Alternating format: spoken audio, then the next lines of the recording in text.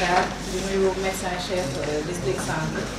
responsable structure sanitaire yi nekk fii imam yi délégué de quartier yi ak tous les représentants yi nga xam ne ñoo fi nekk ngir gën a jëmal lépp lu dem ci wàllu santé. maa ngi leen di nuyu bu baax di leen sant di leen dalal ak jàmm ci réunion bi nga xam ne dañ koo jagleel plan de relance vaccination contre le papillomavirus humain ñu gën ko xam ci cancer du col de l'utérus chez les filles âgées entre 9 ans et 14 ans et du plan atteindre chaque enfant plan ACE bi nga xam ne district sanitaire centre da koy mettre en œuvre rencontre bi tey bu ko wund mooy acteurs yi nga xam ne ñëpp ñoo fi nekk ñu waxtaan gën a miinante ak plan yi nga xam ne médecin chef district sanitaire centre ak équipe bi mu àndal mettre nañ ko en place ngir xeex jàngoro bi nga xam ne mooy cancer du col de l'utérus. balaa ñuy jublu ci liggéey bi nag damay jox kàddu gi le maire nga xam ne moo ñu dalal fii pour son mot de bienvenue. di bëgg ci di leen indi nuyoo le maire Mouhamed Djibril Wade et l'ensemble du conseil municipal. lii nag ci affaire santé dafa yéeme parce que balaa nga naan naam ne fa prévention nit ñi xam nañ mooy lan mooy gàttalu loo xam ne lii bu ñëwee ba dugg sa yaram mun na ci yàgg te nag xaleel mooy doon mag ñi am njëriñ ëllëg ba tax na kon bés bi tey woote tey docteur ñu ngi la ci gërëm di la ci sant parce que ce sera non seulement une information mais une formation pour ñun ñi nga xam ne nous sommes des parents. am na loo xam ne ci mbedd bu ñu ko waxee dana ah docteur Baye fu ma ko duma ko nuyu te fekk na li ñuy wax ak li am du benn waaye na fekk nag ñu waxtaan ak ñoom jaarale ko comme ni ñu ko defee ci kilifa yi nga xam ne ñoo fi nekk imam yi délégué de quartier yi ak les responsables de CDS loolu moo taxoon ma ne rek ci kàttanu suñu borom yàlla ñu yàlla ba ñu àggale ak jàmm. inspectrice de l'éducation et de la formation de Grand Dakar. bu ñuy wax vaccination donc les enfants âgés de entre 9 et 14 ans ci école yi dañuy gën a nekk moo tax moom présence am ci ndaje bi dafay am solo lool parce que acteurs yi nga xam ne dañoo concerné principalement moom moo leen jiite. madame Sarr vous avez di rafetlu bu baax li nga xam ne moo ñu fi dayoo tey lancement bi ñu war a waxtaane ci vaccination HPV. ñun nag wax dëgg yàlla dañuy ñaax rek waxtaan bi gën a yaatu seen def ndax nag la santé est un instant de qualité maanaam wér-gu-yaram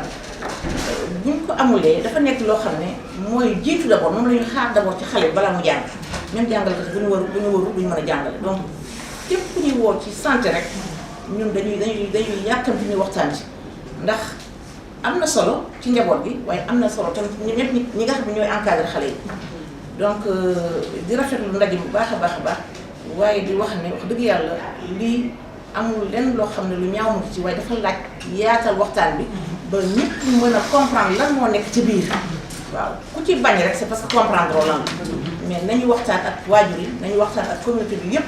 kon bu ñu xam ne ñun wér-gu-yaramu xale yi la ñu bëgg donc de 9 à 14 ans lépp lu ci war boo xam ne inspecteur war na ko ci war a def incha allah rek ñun dañ fa taxaw nañ ko taxawee dinañ waxtaan ak enseignants yi dañu wax ak parents yi ba nga xam ne wax dëgg yàlla vaccin yi du am benn jafe-jafe dinañ leen autoriser dinañ leen yaatal ci structure yi nga xam ne foofu ñu war dem ba seen liggéey ngeen mën ko def ñu gën a rafetee incha allah rabbi donc di ñaan yàlla rek li nga xam ne moom la ñuy sumb tey yàlla may ci ndam may ñu ci sutura ba mu am résultat yu baax mu xale yi jël ci wér-gu-yaram ba wax dëgg yàlla benn xel ñaar mën cee bañ a am. di ci remercier bu baax a baax. di remercier également monsieur le maire de la commune de Biscuiterie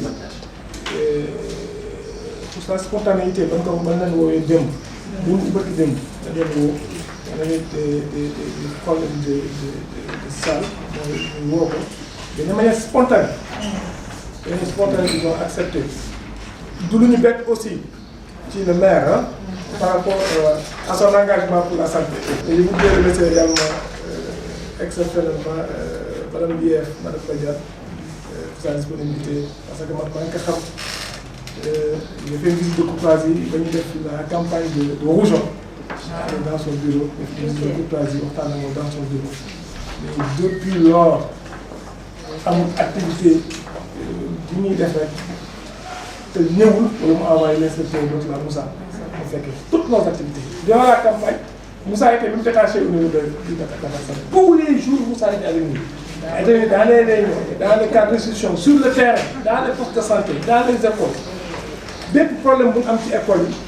yi doon donc engagement bi nga wane en tout cas wax ko léegi dans tes propos que la santé c'est un intrant pour le secteur éducatif parce que xale bi bu amul wér-gu-yaram xam-xam bu ngeen bëgg a def ci moom ngeen ko mën donc ñoo leen ciy gërëm di ci sant bu baax a baax par rapport ak disponibilité bi wane. di remercier également parce que force fi taxaw ñoom imam chef de quartier wax na ko léegi toujours présent ci activité yëpp chef de quartier yi également et les CDS yoo xam ne ils sont bien installés ñu ngi leen ñaanal aussi à l'occasion de ñaanal seen mission bi ñu jékki nañu yàlla na yàlla defal ndam. Madame le préfet, avec votre permission, vous devez enchaîner avec carrément la présentation. 2022, l'historique c'est que 2022, on avait des couvertures très faibles. On n'avait même pas 20% de couverture. Donc, nous partons en 2022, nous tous en réseau. D'élaborer des plans, de dire nos financements domestiques, de donner sur le terrain pour atteindre les enfants. Nous aurons un résultat 2022, 2023, 2024. Mais 2025, nous avons un partenaire qui nous a gagné. Nous avons un plan de relance, nous allons soumettre le un plaidoyer fort, nous acceptons pour non pas financer. Donc, plan de relance, te yàlla dafa def ne am na ñàkk boo xam ne mën na ko aar cible bi maanaam les filles âgées de 9 ans ñu jàngat ko analyser ko mais ban analyser ñàkk points yi ñu gisoon mooy gënoon a indi problème. Premier point mooy ce qu'on appelle la non-utilisation de la vaccination HPV maanaam xale yi am 9 ans du ñëw si structure de santé yi pour ñàkk donc ñun bu ñu toogee suñu structure de santé di leen xaar du ñu mën a gis au niveau communautaire amutoon daawuñ dem ci communauté bi di ñàkk xale yi daawuñ déplacé wuñu au niveau communautaire pour ñàkk il n'y avait pas d'offre au niveau communautaire. Et beneen jàngat bu ñu defoon aussi il y avait un problème de collaboration avec le secteur de l'éducation parce que c'est leur cible ñett problème yooyu leen jàngatoon leen analysé woon ñu wax ne ñett yi bu ñu ko réglé wala bu ñu ci réglé benn ba ñaar xale yi dinañ ci mën a jot. mais ci 2023 amoon na lu mu defoon Grand Dakar. dañoo mobilisé woon l'ensemble des prestataires du district def benn ñëpp ñëw Grand Dakar di jàppale Grand Dakar ñu sillonné Grand Dakar pour xool les enfants parce que jàppoon na ne Grand Dakar y a des enfants qui sont vaccinés. On s'est rendu compte que malgré que les couvertures sont rouges, tous les enfants étaient vaccinés. Donc c'était un problème de cible. te ñun changer cible parce que ANSD moo ñu koy ñu ko changer parce que ANSD moo ñu koy donc boo calculer indicateur bi arithmétiquement day rouge parce que quand c'est la couverture est inférieure à 50%, on est en rouge. Quand c'est entre 50 et 79%, tu es dans le jaune. Au-delà, tu es vert clair, okay? On avait des problèmes également à l'unité 6 à Maris. Lu ko indi foofu wax naa ko léegi souvent c'est des zones résidentielles. Pour nga accès des populations bi souvent c'est très difficile. L'offre communautaire n'est pas adaptée et il n'y avait pas cette grande collaboration qu'on a aujourd'hui avec l'école. moo taxoon ñu amoon jafe-jafe yi au niveau de Maris. En village également ici les problèmes étaient plutôt multifactoriels. Il y avait plusieurs facteurs. Il y avait des facteurs, c'est vrai, d'organisation même interne du poste de santé. On avait beaucoup de difficultés pour mobiliser même le tissu communautaire au niveau d'un village. Et je pense qu'aujourd'hui, on a dépassé ce cap en 2025. Aujourd'hui, actuellement, les résultats que nous avons pour 2025 sont assez réjouissants. Même avant qu'on commence à mettre en place, à dérouler la campagne. Parce que tout simplement, en collaboration avec l'IEF, avant la fermeture des classes, on a mené une campagne avec l'IEF au niveau des écoles. Ok, aujourd'hui, en 2025, pour souligner actuellement, les résultats sont OK. Xale yi 9-14 ans ñu ngi école ci suba ñun bu ñu xëyee ci suba gi dem au niveau communautaire def ay stages avancés pour ñàkk leen ne du leen fekk. Donc c'est des activités de communication parce que la communication on a dit que c'est avant, c'est pendant, c'est après. Donc c'est du début à la fin. Moo tax mu tuddee des activités préparatoires avant ñuy lancé tey aujourd'hui le 16 le 19 en tout cas qui est le point de départ théoriquement des activités d'offre quand les techniciens vont se déplacer sur le terrain en tout cas pour faire la vaccination bien quand les techniciens vont se déplacer au niveau des écoles pour faire l'offre de service. maa ngi rafetlu présentation bi ak information yi fi génn yépp sur le plan d'action bi nga xam ne moom nga initié de la sensibilisation à la formation des acteurs concernés en allant à la mise en œuvre vraiment activités yi ñu ci prévoir yépp am na importance et c'est bien conçu bu mise en œuvre bi amee naree am jafe-jafe yaakaar naa ni du bari parce que ndaje bi nu mu tëddee tey wane na ko